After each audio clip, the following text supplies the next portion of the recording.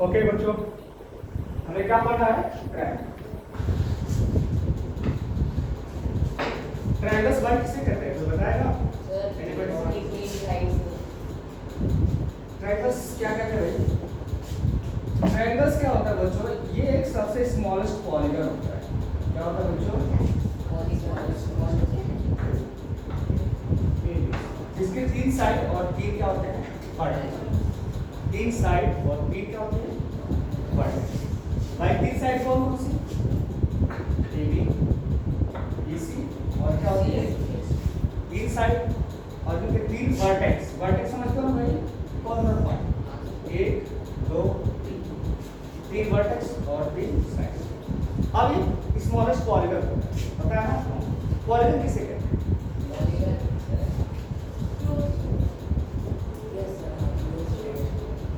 क्या होता है? Close figure. कैसा क्लोज फिगर?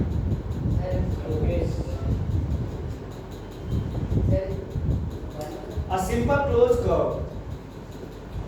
तो क्या बोलते हैं इसको? Simple closed curve which containing line segment which are greater than equal to क्या होती है? 3। मतलब कि पॉलीगन को डिफाइन करने के लिए आपसे पूछा था कि पॉलीगन्स क्या है, तो कहा जाएगा भाई एक ऐसा सिंपल क्लोज कर्व है जिसमें क्या होता है, जो साइड की जो संख्या होती है या तो 3 होगी या 3 से ज्यादा। तो भाई मेरे 3 होती है, 3 साइड होती है तो क्या बनता है? ट्रायंगल बना देता है। 4 साइड होती है तो क्वाड्रेटर बना देता है ना? ये पॉलीगन के पार्टी होते हैं भाई, होते हैं ना? और 5 साइड होता है तो क्या होता है? पेंटागन। 6 साइड होता है तो हेक्सागन। ऐसे बढ़ते चले जाते हैं। लेकिन हमें यहाँ पॉलीगन्स में कौन सा पढ़ना है? ट्रायंगल्स। क्या पढ़ना है बेटा? ट्रायंगल। और ट्रायंगल्स में क्या पढ़ना है भाई? हमें चीजें पढ़नी है क्या? Congruency of the triangle. क्या पढ़ना है बच्चों? Congruency of triangle. Congruency of triangle. Congruency या एक वर्ड अगर मैं यहाँ पे लिख दूं बच्चों, एक और भी वर्ड लिखूं क्या? सिमिलरिटी। सिमिलरिटी 2 वर्ड लिखा गया। एक तो क्या लिखा? कॉन्ग्रुएंसी और दूसरा क्या लिख दिया? सिमिलरिटी। अब कॉन्ग्रुएंसी और सिमिलरिटी में क्या डिफरेंस? भाई कहोगे कि सर जी कॉन्ग्रुएंसी और सिमिलरिटी में तो सीधा सीधा डिफरेंस है। क्या है कॉन्ग्रुएंसी? मतलब कौन होना चाहिए? कॉन्ग्रुएंट होना चाहिए, हुबहू होना चाहिए, एकदम जैसा वो दिख रहा है वैसा वो दिख रहा है, जैसे जुड़वा भाई। लेकिन उसमें फर्क हो जाता है, कभी कभी फर्क करके इनका कारण बड़ा होता है, छोटा हो जाता है, डिफरेंस हो ही गया ना। लेकिन कॉन्ग्रुएंसी में डिफरेंस नहीं होना चाहिए। सिमिलरिटी का होती भाई वही वो वैसे ही दिखता हो, लेकिन छोटा बड़ा हो सकते हैं, है ना? जब तुम दोनों को अब तो तुम लोग छोटे बड़े हो ना, लगते तो हो एक जैसे ही, लग तो रहे हो एक जैसे ही भाई, लेकिन हो नहीं ना। अब कॉन्ग्रुएंसी में क्या होता है कि जो हमारा कॉन्ग्रुएंसी में क्या होगा? क्या चलो उसकी हाइट भी 6 फीट की है, इसकी भी हाइट 6 फीट की होनी चाहिए, पहली बात तो ये होना चाहिए नहीं। और जैसा शक्ल उसकी है वैसी शक्ल उसकी होनी चाहिए, कान भी उतना ही लंबा चौड़ा होना चाहिए, आंखें भी उतनी होनी चाहिए, तो कॉन्ग्रुएंसी माना जाएगा ना। तब तो कॉन्ग्रुएंसी होगा, अदरवाइज नहीं होगा। अब यहाँ पे कॉन्ग्रुएंसी का मतलब होता है बच्चों शेप एंड साइज। क्या होता है बच्चों? Shape and size. भाई क्या होना चाहिए? शेप एंड साइज क्या होना चाहिए? इक्वल होना चाहिए, मतलब बराबर, वही डिफरेंस नहीं होता वो भाई वो। कॉन्ग्रुएंसी का सिमिलरिटी का मतलब क्या होता है? सिर्फ भैया मेरे क्या होना चाहिए?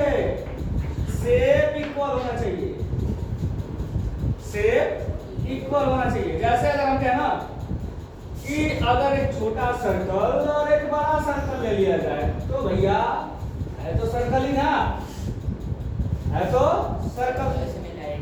दोनों सर्कल कैसे दिख रहे हैं? बिना सर्कल का दिख रहे हैं।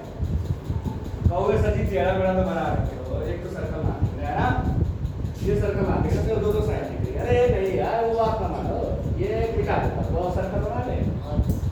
ये छोटा सर्कल है और ये क्या है? बड़ा सर्कल। तो भाई छोटा सर्कल और बड़ा सर्कल में शेप दोनों क्या है? सेम है, तब इनको क्या कहते हैं? सिमिलर कहते हैं। लेकिन अगर ये कह दिया जाए कि यही सर्कल में अगर यहाँ पे 2 सेंटीमीटर का ही रखा जाए रेडियस और यहाँ पर भी 2 सेंटीमीटर का ही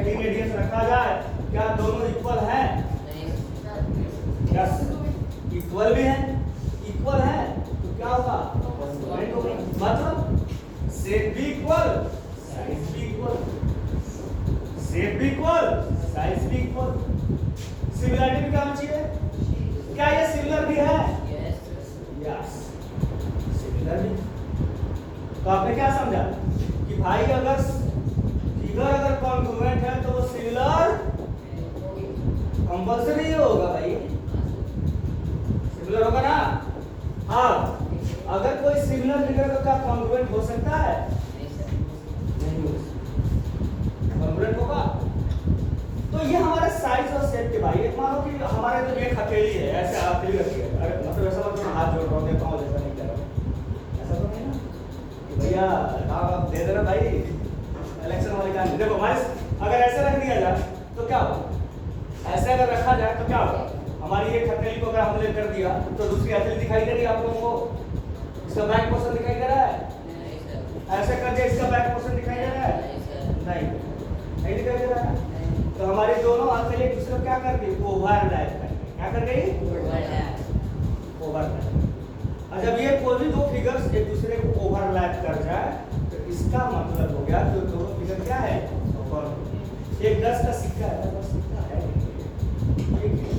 चाहे 2 का ही दिखता है, अच्छा ठीक, ये 2 का सिक्का है, इसके 5 का सिक्का रखोगे तो कॉन्वर्ट करेगा, ओवरलैप करेगा। अच्छा 2 का ही सिक्का रखोगे, छोटा सिक्का रखोगे तो भरेगा, लेकिन इसी का शेप रखोगे तो कर देगा।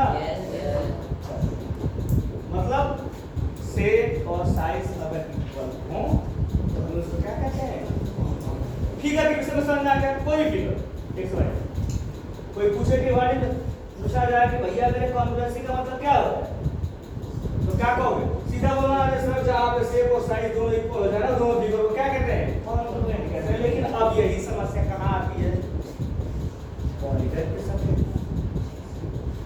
एक पॉलीगन दूसरे पॉलीगन्स के भाई कॉन्ग्रुएंट कैसे होगा, तो वो हमें बताना पड़ेगा। क्या ट्रायंगल और स्क्वायर्स कॉन्ग्रुएंट हो सकते हैं? तुम देख करके बता दोगे सर जी हमें क्या उल्लू बना रहे हो, क्या पागल बना रहे हो, तुम पढ़ने आ गए आप भी क्लास पास करके, इतना तो समझ में आता है कि पॉलीगन में ट्रायंगल क्या होता है और पॉलीगन क्या होता है, स्क्वायर क्या होता है, तो पता ही है। और दोनों कॉन्ग्रुएंट कैसे हो सकते हैं, अभी तो आपने बता रहे हो ओवरलैप करना चाहिए, वो कभी कर ही नहीं सकते, कर सकते हैं बच्चों। अगर कहा जाए कि भैया मेरे अगर यहाँ पे एक ट्रायंगल बना दिया, एक स्क्वायर बना दिया, रेक्टेंगल जो भी हो, और एक बना दिया जाए ट्रायंगल एक एबीसी, तो क्या ये हमारे फिगर कॉन्ग्रुएंट होंगे भाई? नहीं होंगे ना, तो फिगर ये कॉन्ग्रुएंट नहीं होंगे। अब दो फिगर कभी कॉन्ग्रुएंट होंगे बेटा जब क्या हो, उनके दोनों पॉलीगन सेम कैटेगरी में। अगर हम कहें कि ट्रायंगल से ट्रायंगल का ही हम लोग कॉन्ग्रुएंसी देख सकते हैं भाई सर नहीं, तो अगर हम कहेंगे इसमें डिफरेंस करना तो देख के बता दोगे सर जी तो मजाक मत करो, कॉन्ग्रुएंट नहीं हो सकते। क्यों नहीं हो सकते कि सर जी इनके जो ना साइज शेप जो है तो पहले ही से गड़बड़ है, साइज का तो छोड़ ही दो, शेप ही गड़बड़ हो लिया पहला ही रिसीटेड। तो अब हमारे पास दो ट्रायंगल है, दो ट्रायंगल ए बी सी, अब क्या कहोगे, सॉरी, और ये क्या है पी क्यू आर। तो देखने से तो लग रहा है कि सर जी ये बड़ा दिख रहा है छोटा दिख रहा है, बट हम देखने से नहीं बता सकते। आपके क्वेश्चन में लिखा जाएगा तो देख के बता दो क्या कॉन्ग्रुएंट है, नहीं है, नहीं। कभी साइज बनाने वाला प्रिंटिंग वाला भी गड़बड़ बना सकता है, ये हो सकता है, तो हम देख के नहीं बताएंगे, लेकिन हाँ इन्फॉर्मेशन जो दे रखी है उसके बेस पे हम बता सकते हैं कि भैया ये क्या होगा। ये तो बात समझ में आ गया हमको, अगर इन्फॉर्मेशन जो दी हुई है उसी की इन्फॉर्मेशन बेस पे बताया जा सकता है कि क्या है कि नहीं। तो इसमें अगर दो ट्रायंगल अगर कॉन्ग्रुएंट होते हैं या दो पॉलीगन कभी भी कॉन्ग्रुएंट होंगे तो पॉलीगन्स दोनों क्या होना चाहिए, सेम साइड होना चाहिए, मतलब नंबर ऑफ द साइड क्या होना चाहिए, इक्वल। मतलब ट्रायंगल से ट्रायंगल को ही देख सकते हैं, क्वाड्रिलेटरल से क्वाड्रिलेटरल को ही देखा जा सकता है, पेंटागन से पेंटागन में ही कैटेगराइज किया जा सकता है। अब पेंटागन में क्वाड्रिलेटरल में तुम सिमिलरिटी और सॉरी कॉन्ग्रुएंसी ढूंढोगे तो मिलेगा, नहीं मिलने वाला, नहीं मिलने वाला। अब क्या होता है कि किसी भी दो ट्रायंगल में ABC और PQR कॉन्ग्रुएंट अगर फिगर हमें क्या करना है, घोषित करना। घोषित करना समझते हो? Yes sir. डिक्लेयर करना, ठीक? घोषित। तो यहाँ पे क्या है, दोनों ट्रायंगल कॉन्ग्रुएंट कब हो, जब इनके कॉरस्पॉन्डिंग साइड्स को क्या करें, ओवरलैप करें, कॉरस्पॉन्डिंग वर्टेक्स पे ही लाइज करें। बात समझ आ रही है? इस फिगर को उठा के इस फिगर के ऊपर रख दिया जाए तो हुआ ही उसको क्या करना चाहिए। अब करस्पॉन्डिंग तुम लोग के दिमाग में चल रहा होगा, हलचल मचा रहे what is meaning of corresponding, बेटा यही चल रहा है कि करस्पॉन्डिंग क्या होता है ना, बड़ी मतलब इसके करस्पॉन्डिंग क्या होता है भाई कि अगर कह दिया जाए कि क्या AB का करस्पॉन्डिंग अगर हम PQ ले मतलब साइड टू साइड, मतलब ये साइड इसी साइड पे ही लाइज करेगा, समझ में आ रही है, ये साइड इस साइड पे ही लाइज करना चाहिए, यानी BC का करस्पॉन्डिंग कौन सा भाई Q1 मान लें, और AC का करस्पॉन्डिंग किसको मान ले भाई PR को मान ले भाई, AC के करस्पॉन्डिंग को क्या मान है। अगर इस फिगर को उठा के इस फिगर पे रखा जाए और कोरस्पॉन्डिंग टू कोरस्पॉन्डिंग उसको ओवरलैप करे तो हम कहते हैं दोनों फिगर क्या है कॉन्ग्रुएंट, क्या है कॉन्ग्रुएंट। अब ये वर्टेक्स किस पे जाना चाहिए P पे, कि B किस पे जाना चाहिए Q पे, C किस पे जाना चाहिए, इसको कोरस्पॉन्डिंग कहते हैं। कोरस्पॉन्डिंग का मीनिंग क्लियर हुआ, कोरस्पॉन्डिंग टू कोरस्पॉन्डिंग। अब कंफ्यूजन तुम लोगों को कहां डेवलप, बहुत बड़ा ब्लंडर मिस्टेक करते हो, कहते हो सर जी हम तो सही करके आए थे, मैडम ने सर ने मार्क्स हमारे काट लिए। अरे ओ मैडम की दुश्मनी है सर की दुश्मनी है क्या कि तुम लोगों से काट लेंगे मार्क्स, तुम लोग गलत खुद करके आते हो, वो क्या करेंगे बेचारी, और सर क्या करेंगे काटेंगे तो जरूरी मार्क्स ना भाई। अब तुमको लोग कहोगे घर सर ने गलती से काट लिया, अरे गलती नहीं काट लिया सर ने सही काटा है, क्यों काटा है। अब गलतियां कहां होती है ये सब, तुम लोग गलतियां क्या करते हो ये बताता हूं। तुमने कोई दो फिगर लिया, ये लिखा हमने क्या है A B C, दूसरा ट्रायंगल लिया बच्चों ने क्या P Q R, समझो कॉन्ग्रुएंट का जो साइन होती है बेटा, कॉन्ग्रुएंट का जो साइन होती है पहले सिंबल ऐसे आता है ऊपर, ठीक है, और दो पैरेलल लाइन आती है, दिस इज कॉल्ड कॉन्ग्रुएंट। ये कॉन्ग्रुएंट सिंबल मतलब triangle ABC congruent to triangle किसके लिखे हैं PQ। अब होता क्या चीज है कि अगर हम triangle ABC congruent two triangles किसके लिखे PQRK, तो मतलब ये हो जाता है बच्चों ये वाला फिगर इसके क्या है बराबर में है, इक्वल है, क्या है बात समझ आ रही है आप लोगों को। तो अब करते क्या है गलतियां कि अच्छा सर जी ABC को हम अगर ऐसे लिख दें कि भाई कैसे लिख दें जो मर्जी नहीं, अगर हम ये कह दें ना सर हम ट्रायंगल ABC को कॉन्ग्रुएंट टू ट्रायंगल्स QPR लिख देते, क्या ये सही है। QPR और PQR में क्या फर्क है भाई, कुछ फर्क है नहीं फर्क है। अबे नालायक मारूंगा आके यहीं पे, इनकी कोरस्पॉन्डिंग चेंज हो गई भाई मेरे, कोरस्पॉन्डिंग चेंज कर दी है और यही गलतियां वहां कर देते हो। सब कुछ तो किया कराया ठीक ठाक और ले चल के उस पे लीपा पोती बराबर कर देते हो या लास्ट में लिखने हुआ ना, सब कुछ सही किया लास्ट में ले चल के बराबर, तो गलती हुई ना।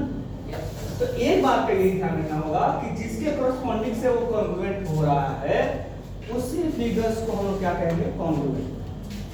ऐसा नहीं कि जब मर्जी वही लिख देंगे, ऐसा नहीं कहोगे ना, बात समझ आ रही है। चलिए तो हमारे पास ऐसे भाई देखने से फिगर कॉन्ग्रुएंट होता है। एक वर्ड और आता है CPCT मतलब इसका मतलब होता है बेटा corresponding part of congruent triangle. क्या होता है बच्चों corresponding part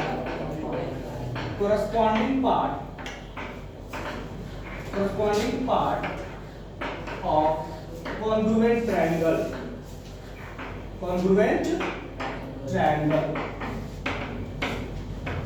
corresponding part of congruent triangle। Geometry में बड़ा बेसिक चीजें ध्यान रखनी होती है। ज्योमेट्री जब करते हो ना तो बच्चे रटते हो, कभी भी ज्योमेट्री को रटना नहीं चाहिए। ज्योमेट्री को कितना क्वेश्चन रट लोगे भाई, रटोगे नहीं, उसके बेसिक को समझो कि क्या है, ठीक है ना, क्या क्या बोल रहा है क्या क्या कर रहा है। पहले CPCT का मीनिंग लिखो भाई, फटाफट लिखो।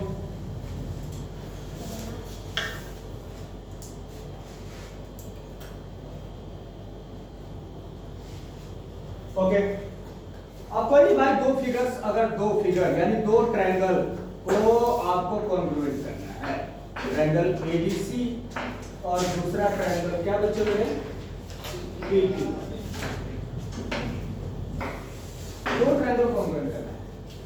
तो कॉन्ग्रुएंट लिखने के लिए हमारे पास ऐसे इंफॉर्मेशन देनी चाहिए, कुछ ना कुछ आपके क्वेश्चन में इंफॉर्मेशन दी जाएगी जिससे हमें दोनों फिगर को कॉन्ग्रुएंट करना होगा, ठीक है ना। तो पहला इंफॉर्मेशन जो होता है बच्चों, हमारे पास क्या होता है, एस ए एस होता है पहला इंफॉर्मेशन। अभी बताऊंगा इस विषय में क्या है, कैसे यूज करना है। दूसरा होता है बच्चों, क्या होता है, ए एस ए आता है। तीसरा होता है बच्चों ए एस भी हो सकता है, इसको भी मान रखते हैं। और चौथा होता है बच्चों क्या, आर एच एस होता है। और पांचवा होता है बच्चों आप लोगों के पास जो होता है क्या बच्चों, एस एस एस। ये पांच इंफॉर्मेशन, पांच इंफॉर्मेशन में से कोई भी एक हमारे पास कॉन्ग्रुएंसी क्राइटेरिया होती है, आपको इसी को लगाना होता है। अब ये है क्या चीज, पहला हमारा है क्या, इसका थ्योरम भी है बच्चों, तो थ्योरम प्रूफ हमें इतना रिक्वायरमेंट नहीं होती, आती जल्दी कम नहीं, बट उसको भी करा देंगे आप लोगों को, ठीक है।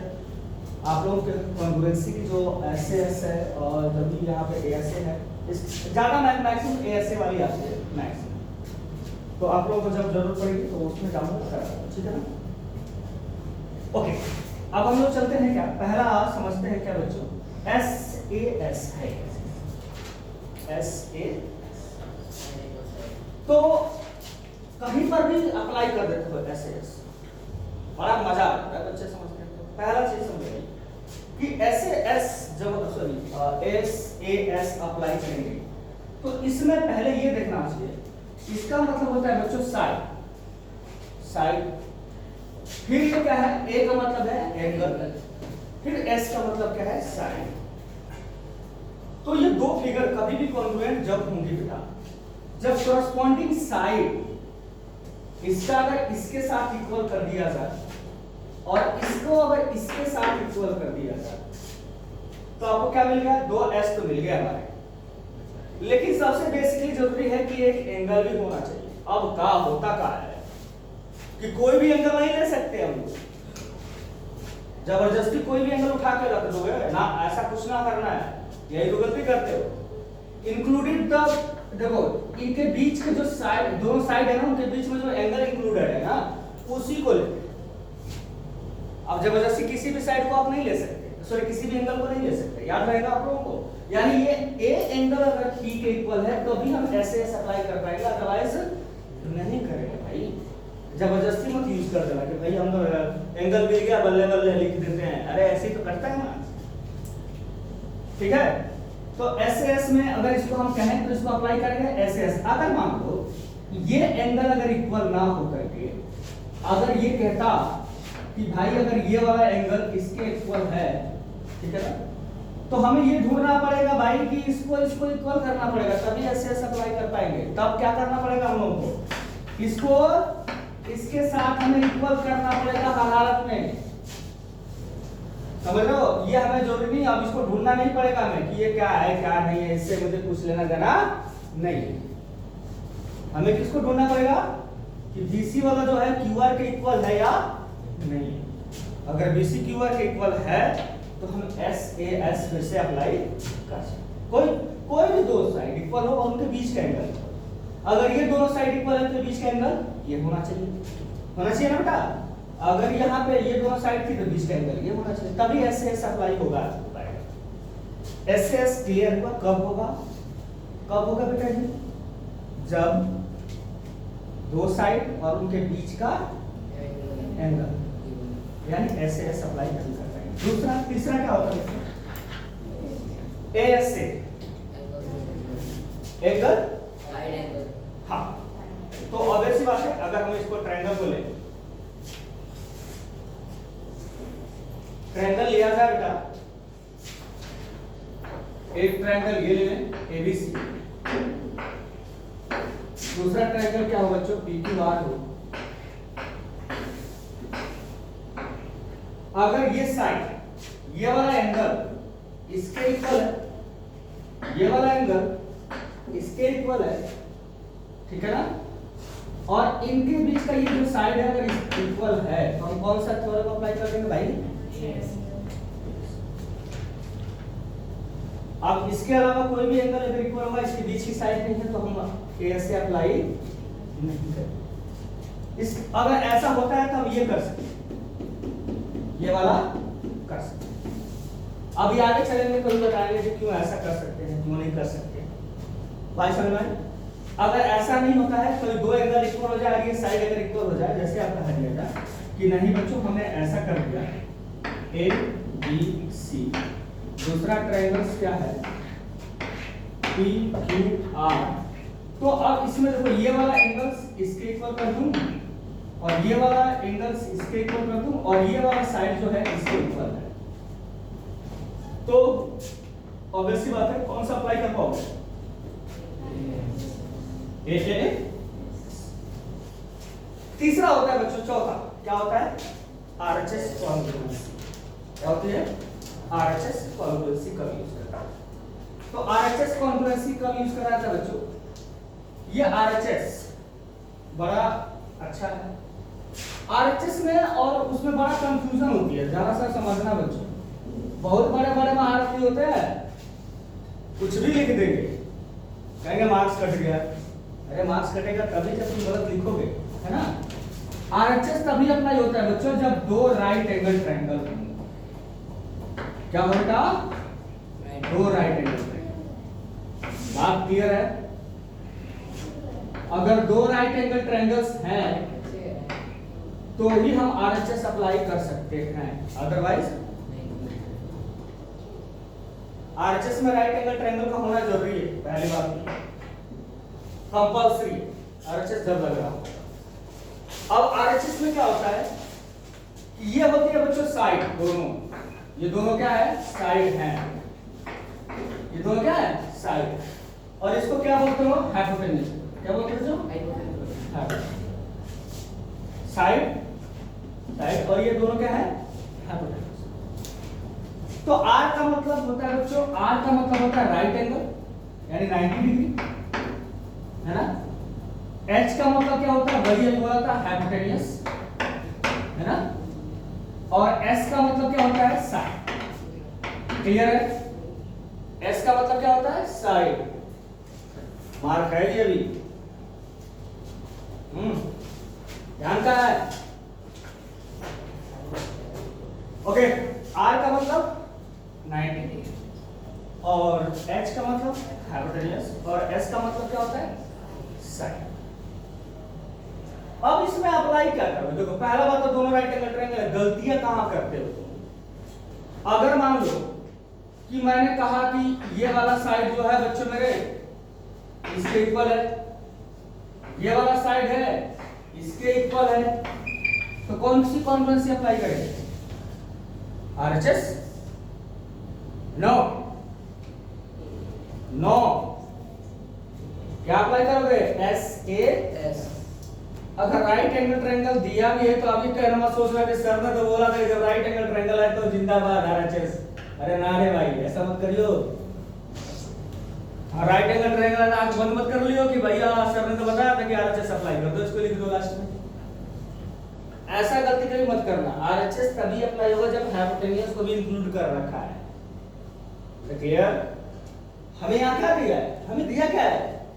साइड टू साइड इक्वल दे दिया, एंगल बीच में 90-90 कर दिया, ये साइड इसके साइड इक्वल कर दिया, तो भाई मेरे ऐसे ऐसे अप्लाई हुआ ना। यही तो गलती करते हो तुम, यही तो गलती करते हो कि आरएचएस जहां लगाना चाहिए वहां एस। वाह भाई वाह। तो यहाँ पे क्या लगेगा? एस से एस। यहाँ क्या लगेगा?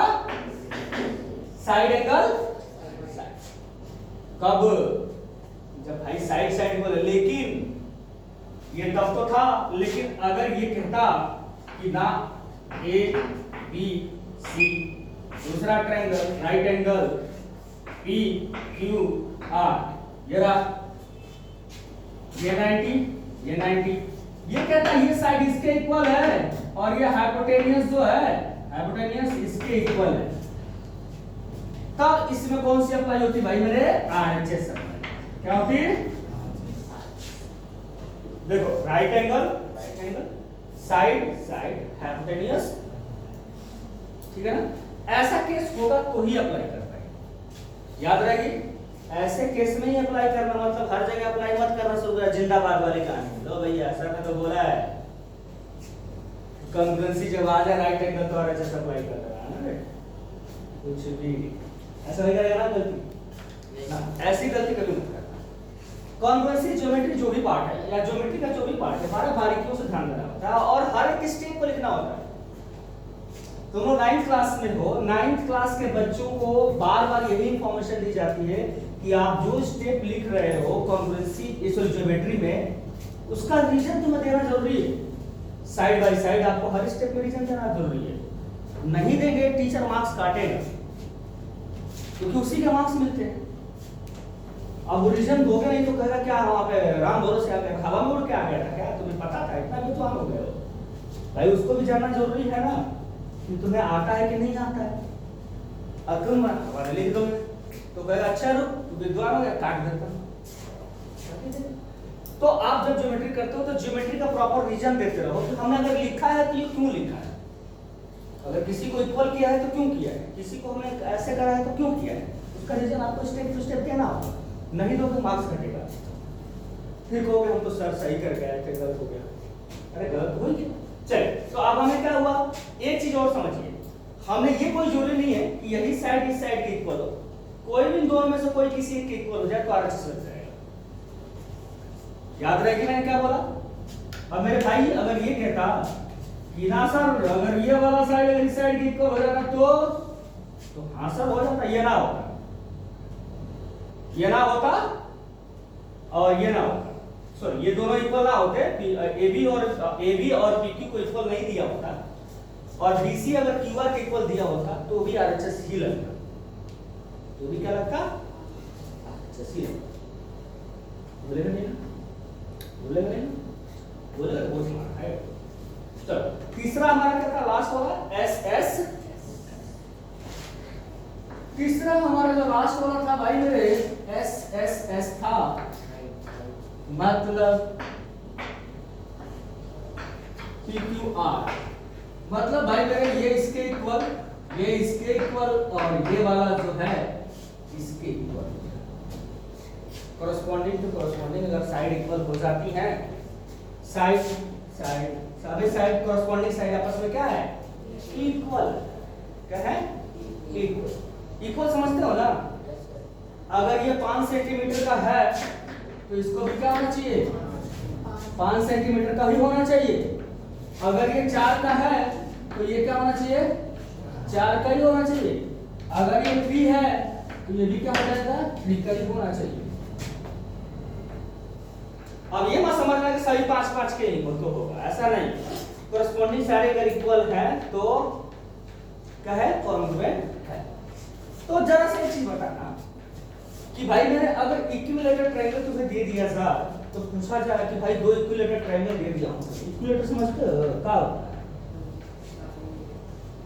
हाँ तो क्या दोनों कॉन्ग्रुएंट होंगे, एवरीबॉडी। भाई सभी लोग को समझ में आया मैंने क्या पूछा, क्या पूछा हमें, क्या पूछा भैया। अरे हंसने से काम थोड़े चलेगा, मुश्किल हो काट रहा है जैसे लग रहा है। अच्छा क्या पूछा, हमने पूछा कि 2 ट्रायंगल अगर इक्विलेटरल है, दोनों का पेयर कैसा है, इक्विलेटरल है, कॉन्ग्रुएंट होंगे, कॉरस्पॉन्डिंग इक्वल होने चाहिए। भाई 2 इक्विलेटरल ट्रायंगल, ध्यान समझना मैंने क्या पूछा है, 2 इक्विलेटरल ट्रायंगल कॉन्ग्रुएंट होंगे, यस या नो। यस। अब तुम लोगों ने 5 बार पूछा तो आप लोगों ने अब डेली में होना शुरू हो गया। मैंने एक ही सेंटेंस को मैंने 5 बार इसको रिवाइज कर दिया तो आप लोगों ने अपने आप में कॉन्फिडेंस लूज कर गया कि भाई वही बात है, लग रहा है कुछ हमने आज तो गड़बड़ बोल दिया नहीं कुछ तो गड़बड़ बोल गया, कुछ ऐसा नहीं यार। क्या ऐसा है कि 2 इक्विलेटरल ट्रायंगल्स कभी कॉन्ग्रुएंट हो सकते हैं, सर हो सकते हैं, हो सकते हैं लेकिन हमेशा नहीं। भाई मेरे अगर ये कह दूं कि अगर ये ट्रायंगल्स एक ले लिया 3-3 सेंटीमीटर का और दूसरा ले लिया मेरे भाई 5-5 सेंटीमीटर का, दोनों भाई इक्विलैटरली है। इक्विलैटरल का डेफिनेशन तो ये है ना कि सारे साइड इक्वल होने चाहिए। तो भाई मेरे ये भी 3 3 का हो गया, 5 5 का हो गया, क्या इसको एक दूसरे को ओवरलैप करेगा? नहीं करेगा, नहीं करेगा। हाँ, अगर इक्विलैटरल दोनों के साइड सेम है, सेम, तो बोल, तब तो बोल। तो सारे इक्विलैटरल ट्रायंगल कॉन्ग्रुएंट नहीं हो सकते भाई, ठीक है ना? तो सभी अगर इक्विलैटरल ट्रायंगल, दो ट्रायंगल दिया गया है तो कोई इक्विलैटरल ट्रायंगल्स कॉन्ग्रुएंट हो ऐसा कंपल्सरी नहीं है। तीसरा चीज आप लोगों को समझ आ गई, एस एस एस एस क्या है भाई? एस एस एस क्या है? The corresponding side of one triangle is equal to the corresponding side of another triangle is called क्या बच्चों? एस एस एस, यही होता ना? तो हम लोगों ने क्या क्या सीखा भाई? लिख डाउन, नोट करोगे? आरएचएस से नोट करो, मारो मत।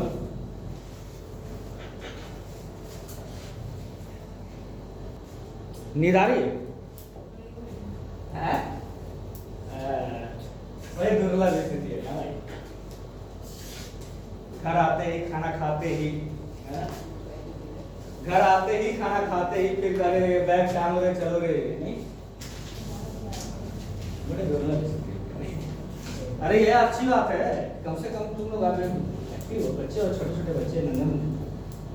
चलो अब तो भाई नन्हे मुन्ने बच्चों क्या क्या हम लोगों ने सीख लिया? क्या क्या सीखा बेटा? सर हमने तो सीखे ना, कुछ नहीं सीखा ऐसे ऐसे क्या होता है।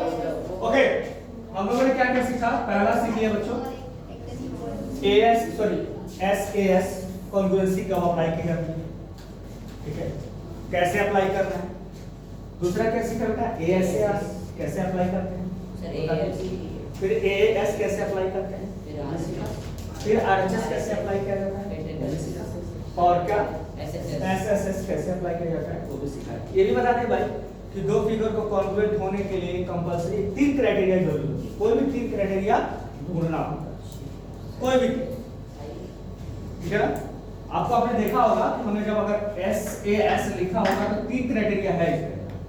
आपको ढूंढना क्या है कि दो साइड कहीं से भी इक्वल कर दो और एक सिंगल को इक्वल कर दीजिए, यानी 3 चीजें कंपल्सरी आपके पास है। हमें 3 ही चीज ढूंढनी है।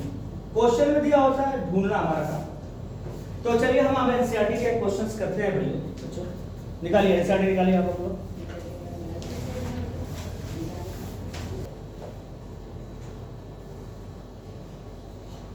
ठीक है बच्चों, एनसीईआरटी 7.1 आज हम पहली बार करेंगे भाई।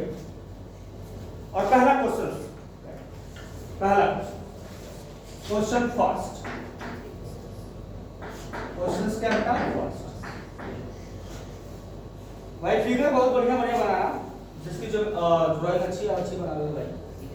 फिगर अच्छे बनाओगे ना तो टीचर भी खुश रहते हैं, नहीं तो नाराज हो जाएंगे टीचर। और कोई हाँ, तोड़-फोड़ मत मचाओ भाई। ओके, ड्राइंग अच्छी हो तो अच्छी बनाना। हमारी ड्राइंग बड़ी गंदी है। हंसना मत, हंसोगे नहीं ना, हंसना। ए बी सी और डी, ये इसके इक्वल दिया है बच्चों ने, और ये वाला जो है ना इसके इक्वल। क्लियर है?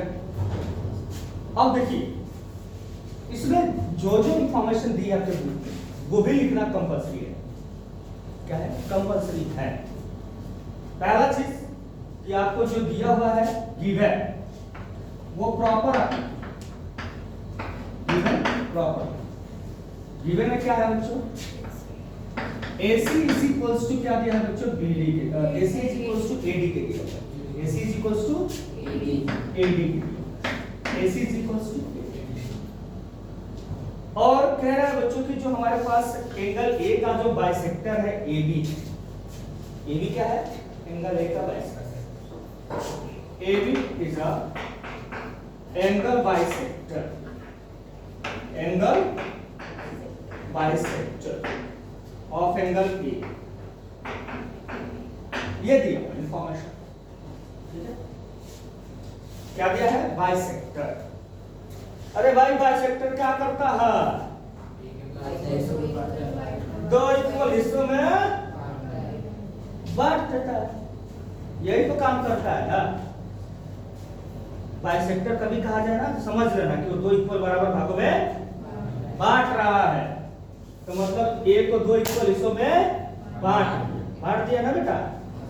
अच्छा, अब करना क्या है वो भी लिखना होता है, टू प्रूव।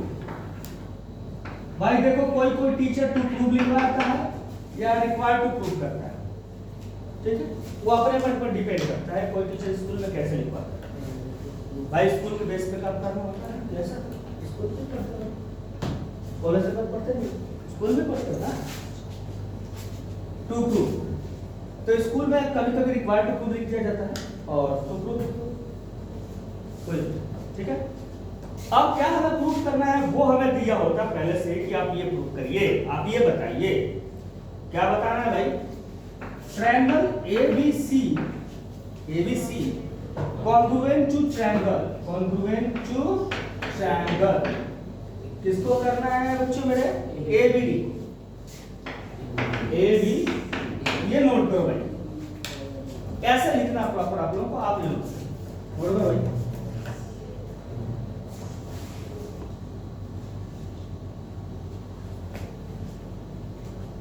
क्या करना भाई प्रूफ में, ध्यान देखिए।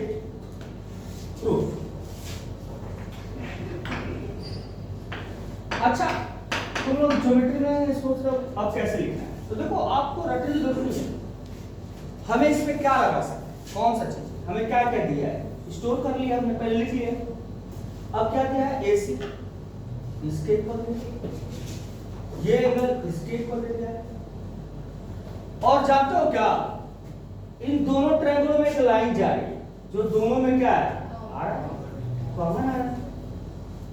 तो हमें तीन ही चीज तो चाहिए था ना, तीन ही चीज तो चाहिए था, और तीनों चीज क्या हो गया? मिल गया हमें, समझ रहे हो भाई। हमें क्या चाहिए? तीनों चीज चाहिए था। ये इसके इक्वल हो लिया, ये एंगल वो कह रहा है कि क्या है? बाइसेक्टर था, बाइसेक्टर समझते हो ना, बराबर पार्ट को काटना, और ये हमारा क्या हो गया था? कॉमन। तो बताओ बच्चों कौन सा क्राइटेरिया लगाऊं? SAS।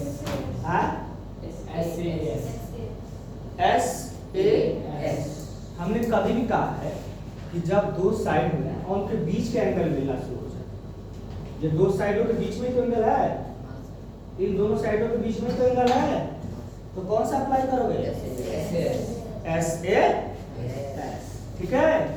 चलो मेरे प्यारे छोटे बच्चों, चलो करते हैं, लिखो भाई। तो हमारे लिखेंगे क्या? इन ट्रायंगल, पहला तो लिखना होगा कौन कौन सा ट्रायंगल आप ले रहे हो वो भी लिखना है।